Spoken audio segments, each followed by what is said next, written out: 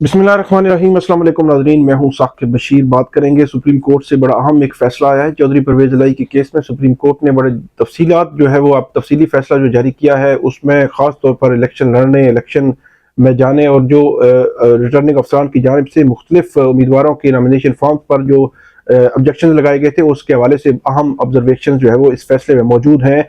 इसके अलावा हम बात करेंगे जो जज बशीर हैं एहतसाब अदालत के, वो गुज़श्ता दिनों उन्होंने छुट्टी अप्लाई की थी, तो उस छुट्टी अब वो दरख्वास्त जो है उन्होंने वापस ले ली है। क्या वजह बनी है और आज जो केसेस हैं अडियाला जेल में, एक तो तोशा खाना का नैब केस है, इसके अलावा साइफर का केस है, और साइफर के केस में आज कौन कौन से गवाह हैं जिनके बयान हो सकते हैं। गुज़श्ता 2 रोज़ जो है वो इमरान खान और शाह महमूद कुरैशी के वकला जो है वो नहीं गए थे। अदालत की जानिब से बरहमी का इज़हार भी किया गया था और आज फिर जो है वो साइफर केस की समाअत जो है रखी गई है। रोज़ाना की बुनियाद पर यह समाअत चल रही है। और ये भी आपको बताएंगे कि रात को सीनियर सहाफ़ी नजम सेठी ने एक प्रोग्राम में कहा है कि 8 फरवरी से पहले ये जो है वो कोशिश जारी है कि किसी न किसी केस से जो है वो किसी न किसी केस का फैसला आ जाए। तो इससे मुतल्लिक जो है बात करेंगे। सबसे पहले तो सुप्रीम कोर्ट ऑफ पाकिस्तान ने परवेज़ इलाही केस में जो फैसला दिया है वो मैं आपके सामने रखता हूँ। क्या फैसला है और क्या कहा है सुप्रीम कोर्ट ऑफ पाकिस्तान ने। जस्टिस मंसूर अली शाह की जो सरबराही में ये बेंच था, 3 रुकनी बेंच था जिसने ये फैसला जारी किया है। जस्टिस मंसूर अली शाह लिखते हैं कि जमहूरियत की रूह जो है वो इंतखाबी अमल है। जमहूरियत का बुनियादी उसूल है कि इक़्तिदार अवाम के हाथ में होगा। इलेक्शन अवाम को जमहूरी अमल में शिरकत और नुमाइंदों के इंतखाबात का मौका देते हैं। और इसके अलावा सुप्रीम कोर्ट कहती है कि उम्मीदवार और वोटर्स की इंतखाबी अमल में शिरकत ही इस अमर को यकीनी बनाती है। नामाकूल वजूहात पर कागजात नामजदगी मुस्तरद करना इंतखाबी अमल की शफाफियत पर सवाल उठाता है। ये वो लाइन है, ये वो ऑब्जर्वेशन है जो रिटर्निंग अफसरान की काबिलियत सलाहियत पर सवाल उठाती है कि उन्होंने कैसे जो है वो इतना तकरीबन पिछले हम देख रहे हैं कि 20 से 25 रोज हो गए हैं। पहले रिटर्निंग अफसरान ने ये कागजात नामजदगी मुस्तरद किए, फिर ये ट्राइब्यूनल में गए, फिर हाई कोर्ट में गए, फिर सुप्रीम कोर्ट में गए। तकरीबन 20-25 रोज हो गए हैं जो भी कैंडिडेट्स जिनके जो है वो नामजदगी फॉर्म मुस्तरद हुए, जिन पे ऑब्जेक्शन लगाए गए, इस किस्म के नामाकूल और मुज़िका खेज किस्म के ऑब्जेक्शन लगाए गए कि एक कोई भी उम्मीदवार है तो वो अपना जॉइंट अकाउंट नहीं खोल सकता। कितना एक मुज़िका खेज किस्म का ये जो है वो ऑब्जेक्शन था जो रिटर्निंग अफसरान ने लगाया, फिर ट्रिब्यूनल ने बरकरार रखा, हाई कोर्ट से भी बरकरार रखा। तो ये बात सुप्रीम कोर्ट जो है वो इस पे आके जो है वो बंद बांध रही है। और सुप्रीम कोर्ट ने ये लिखा है कि नामाकूल वजूहात पर कागजात नामजदगी मुस्तरद करना इंतखाबी अमल की शफाफियत पर जो है वो सवालात उठाता है।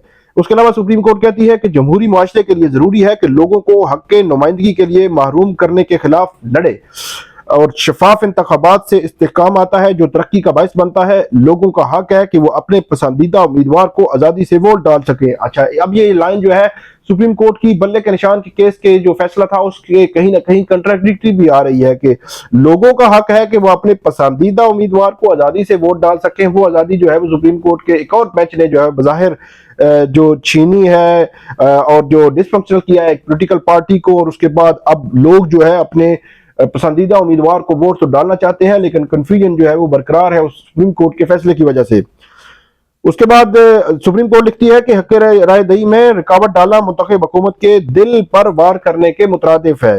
उम्मीदवार लाजम जो है वो जरूरी है लेकिन हर हल्के के इंतखाब के लिए अलग बैंक जो है वो अकाउंट खोलना जो है वो जरूरी नहीं है। मतलब ये जॉइंट अकाउंट वाला जो मामला था उस पर सुप्रीम कोर्ट ने कहा है कि अलग बैंक अकाउंट होना जरूरी नहीं है।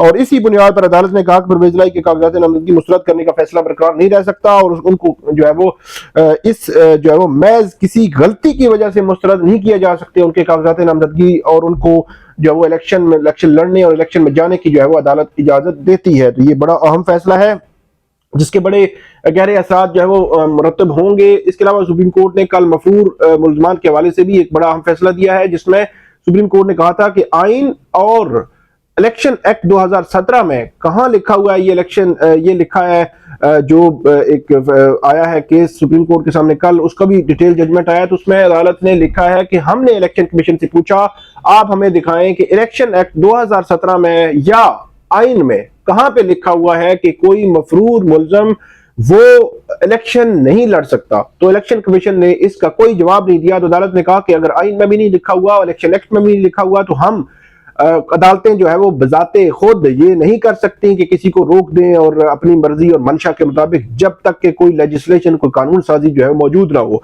तो ये सुप्रीम कोर्ट ऑफ पाकिस्तान के बड़े अहम फैसले, अहम ऑब्जर्वेशन आई हैं जिनके साथ होंगे। मैंने आपको रात को भी बताया था कि शाह महमूद कुरैशी जो है उनके केस भी आइंदा हफ्ते जो है वो मुकर्रर होने जा रहा है। उनका उनका बज़ाहिर ऐसे लगता है कि उनके ऊपर भी जो कागजात नामजदगी मुस्तरद हुए थे उस पर मुज़क्किर खेज किस्म का जो है वो इल्ज़ाम लगाया गया था। उनके कागजात नामजदगी भी मंजूर होते जो है नजर आ रहे हैं। इसके अलावा जो मफरून मुल्ज़मान है उनकी केसेस भी मुझे ऐसे लगता है कि कल की ऑब्जर्वेशन के बाद सुप्रीम कोर्ट ऑफ पाकिस्तान में आ सकते हैं और सुप्रीम कोर्ट उनको देख भी सकती है।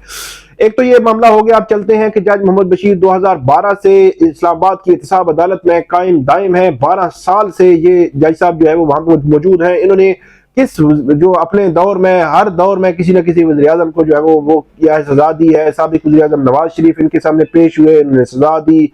यूसुफ रजा गिलानी इनके सामने पेश हुए, साबिक सदर आसिफ जरदारी पेश हुए, शौकत अजीज पेश हुए, शाहिद खान अब्बासी जो है वो साबिक प्राइम मिनिस्टर, अभी साबिक वज़ीर आज़म इमरान खान। अब हालत ये है कि बाकी सारे जो है वो भुगत चुके हैं बज़ाहिर ऐसे लगता है। तो अब जो है वो साबिक वज़ीर आज़म इमरान खान की जो है वो बारी लग रही है, क्योंकि दो अलग अलग केसेस हैं। एक साबिक वज़ीर आज़म नवाज शरीफ, आसिफ जरदारी और यूसुफ रजा गिलानी का एक ही ज्वाइंट केस है जो है जिसको कहते हैं तोशा खाना गाड़ियों का केस। और दूसरी तरफ इमरान खान का केस है कि आपने ज्वेलरी सेट और घड़ी और वो चीजें जो ली वो भी तोशा खाना का केस है। तो दो अलग अलग केसेस हैं, एक अदालत है, एक जज है, लेकिन उनको अलग अलग ट्रीट किया जा रहा है। किस तरह कि पिछले दिनों केस की समाअत थी जो नवाज शरीफ, आसिफ जरदारी और यूसुफ रजा गिलानी के केस की, उसमें 13 फरवरी की डेट डाली। और इमरान खान के केस की समाअत में जज साहब जो है वो चंद घंटे भी डिले नहीं करते, बल्कि कल अगर समाअत हुई तो आज, आज से कल, कल से परसों, रोजाना की बुनियाद पर। मैं आपको बार बार बता रहा हूं कि अडयाला जेल में भी एक जो है वो ऐसा माहौल बना हुआ है कि वहां पे कि कौन जो है वो सबसे पहले अपने केस का जो फैसला देगा। तो जज मोहम्मद बशीर साहब ने पिछले दिनों छुट्टी जो है वो दरखास्त दी कि जी हमें बीमार हूँ, तबीयत जो है वो नासाज है, तो इसलिए मुझे मार्च 2024 जब मेरी रिटायरमेंट है तब तक छुट्टी दे दी जाए। तो अब ये खबर आ रही है कि उन्होंने वो दरखास्त वापस ले ली है। तो अब देखने वाली बात ये है कि क्या वो उन्होंने जब दरखास्त दी थी तो वो उनकी बीमारी अब तक जो है वो ठीक हो गई है। बहरहाल खबर ये है कि उन्होंने दरखास्त वापस ले ली है। वो अब दोबारा से बातें करेंगे। आज फिर उन्होंने तोशा खाना नैब केस की समाअत करनी है अडयाला जेल में, और वहां पे बुशरा बीबी की हाजिरी लगेगी। और उसके बाद ये मंगल तक ये समाअत जाएगी।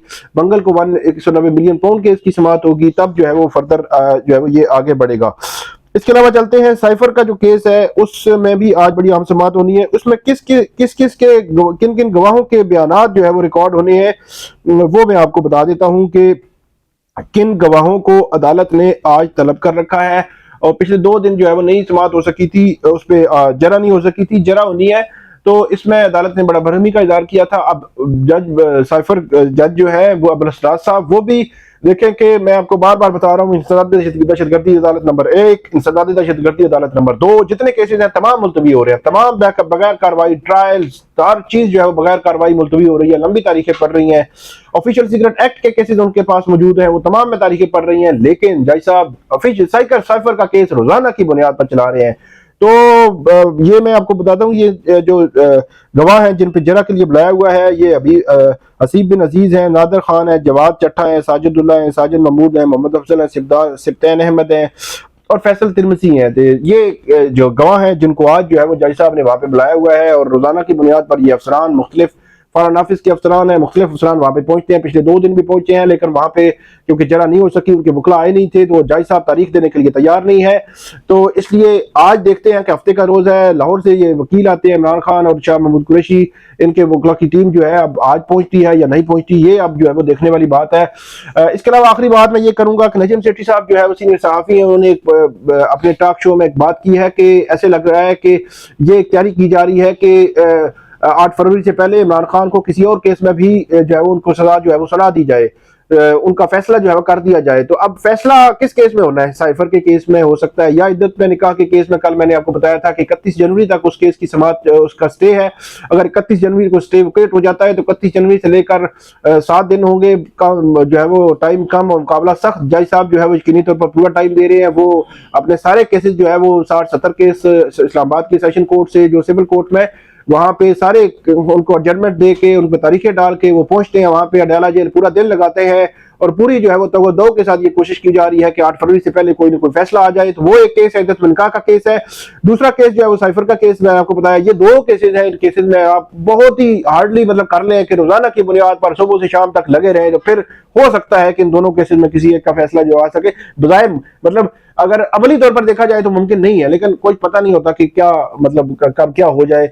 जब तोशा खाना फौजदारी का केस चल रहा था, वहां भी हमने कहा था कि 5 अगस्त तक जो है वो फैसला नहीं आएगा, लेकिन क्योंकि जज साहब की 5 अगस्त शाम को लंदन की फ्लाइट थी, तो उन्होंने कहा आज फैसला दे के छोड़ना है, तो उन्होंने फैसला दे दिया था। वो तवक्कुआत से बरक्स जो है वो दे दिया था। तो यहाँ पे भी कोई पता तो नहीं चलता कि कब जो है वो फैसला अदालत दे दे, और करते प्रोसेस हुआ नहीं हुआ, जो भी हुआ चलने दे बस। तो ये है आज की जो अपडेट्स है सुप्रीम कोर्ट से अडयाला जेल तक, और उम्मीद है आपको ये पसंद आएगी। इस पे हमें फीडबैक जरूर दीजिएगा। अल्लाह हाफिज।